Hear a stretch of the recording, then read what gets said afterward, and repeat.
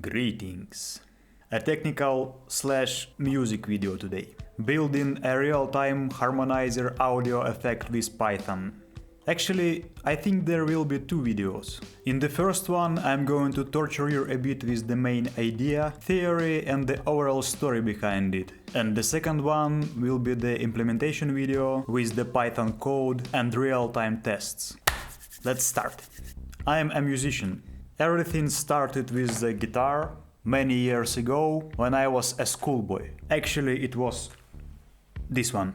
Then first DAWs appeared on the horizon and the new music era began, but guitar is my main musical instrument that I practice almost every day. Unfortunately, nowadays it's not so comfortable to travel with guitar, especially if you travel by plane. Most of the airlines are not happy to have your guitar on a board. You either pay for an extra ticket or you take the risk for your guitar will be damaged during the transportation as a luggage. I don't like any of the options. And for the travel case, I have this instrument.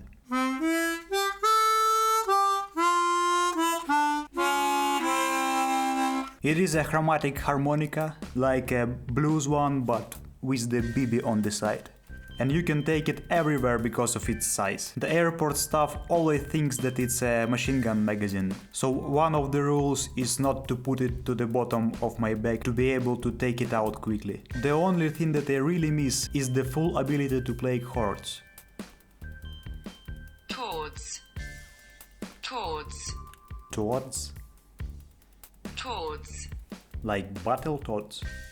You can play some chords, but not in every tonality, and even then it's very limited. There is an audio effect that allows you to build a whole chord from a single voice. It is called Harmonizer. I wanted to buy a harmonizer pedal, but after I looked through the options, I wasn't happy with what I found there. And then I told to myself, wait a minute, I'm a developer.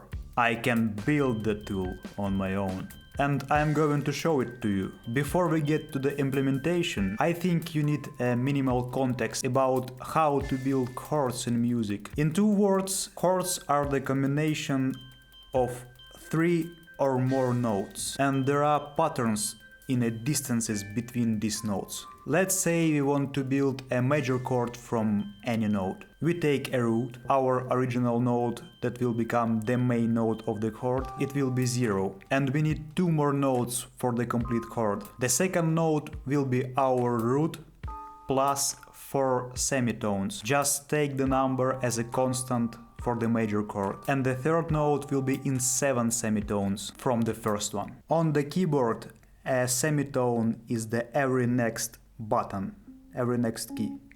So if this is our root, then this will be 1 semitone up, and this will be 1 semitone down. Let's say we want to build a C major chord. We take our C note, and to get the second note we should count 4 semitones up. So this is our 0. 1, 2, 3, 4, and we get our second note.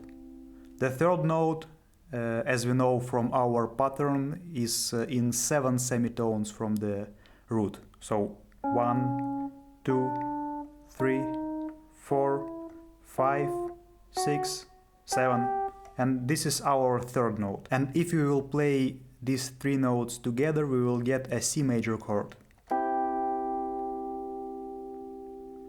There are different types of chords. The major and minor are the most basic. The minor has 3 semitones instead of 4 for the second note of the chord. 0, 3, and 7. This is our minor chord. And this is major. I'm studying jazz theory, and in jazz it's common to have 4 notes instead of 3 in the chords. And in major chord the fourth note will be in 11 semitones. You can see patterns on the screen, and there are 2 more types I want to have in our future harmonizer. It's a dominant chord and half diminished. If you still don't get it, it's okay. It is not necessary to fully understand it. The main point here is that chords are not built from random notes. There is a system, and we know that everything that has a system we can automate in our code. If you want to learn more about chords, you can find tons of information in the internet, or it's even better, find a teacher that will explain it to you much faster and much better. Now we should move to the coding part. We will continue in the next video, and for now, take care.